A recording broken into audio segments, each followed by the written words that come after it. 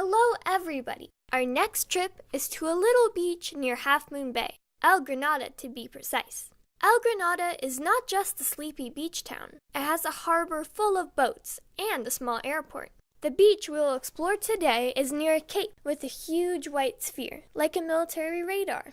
The place is called Pillar Point. Unfortunately, the parking lot is kind of small, and finding a spot may be a challenge during the busy hours.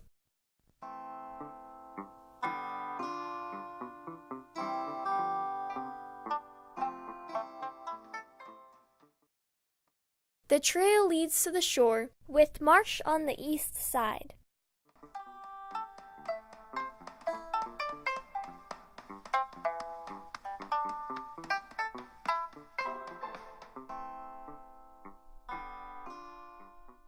Note that this huge trunk at the crossroads has carvings on it.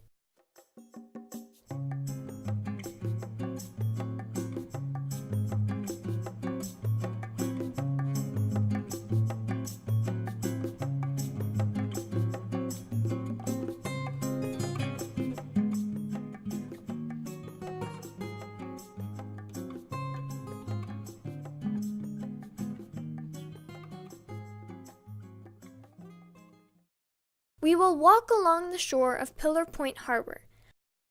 Dogs love to play here with their owners.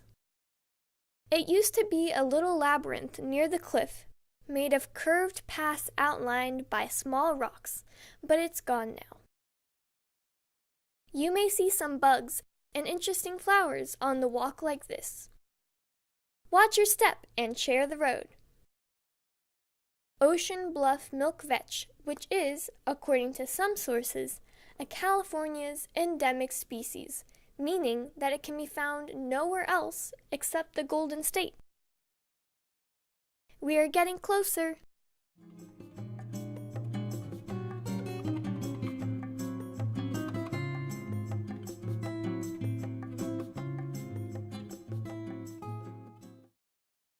The piles of boulders protect the harbor, and we will turn right at this point.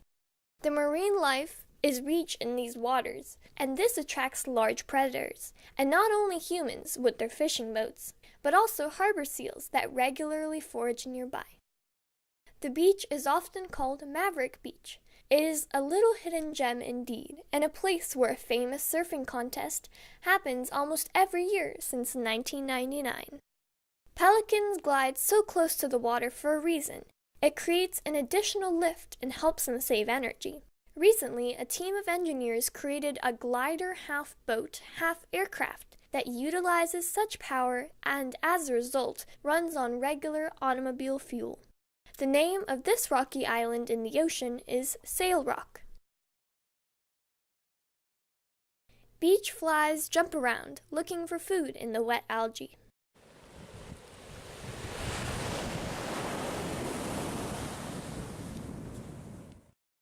This is a sad-looking head of a fish. I wonder what species it belonged to. Probably some kind of deep-sea fish, like lingcod or similar. Large brown shells of turban snails are pretty common here.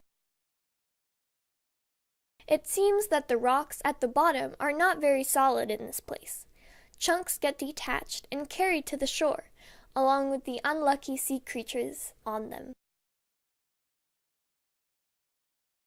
This little guy is still moving, and we will return him to the ocean, although there is no guarantee that he will not be washed ashore again.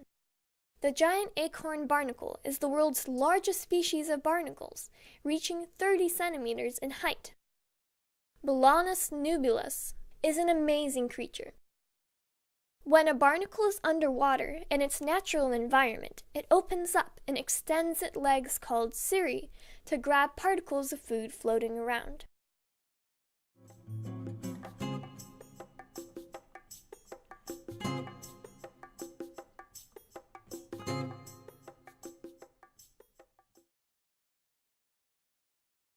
Another live find, a turban snail with a nice operculum, a round protective cover for the opening of the shell. A dead kelp crab with the appropriate camouflage to hide in a kelp forest.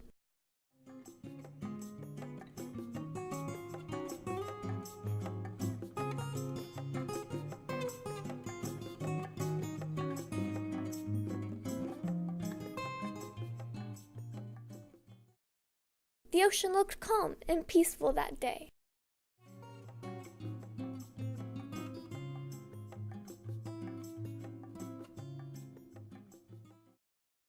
Another crab. A piece of sponge. An interesting algae with bulbs that look like swollen fingers. An empty shell of a barnacle. It's white and dry from being on the beach for a long time. The intricate patterns on the steep cliffs are the sign of erosion during the rain.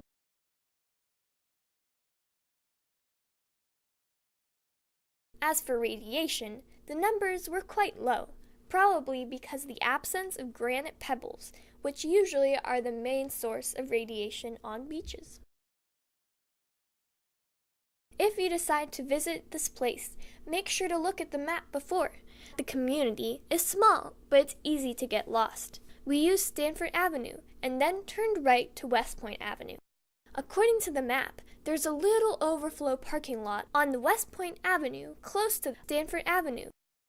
Thanks for watching and good luck on your trails. Bye-bye!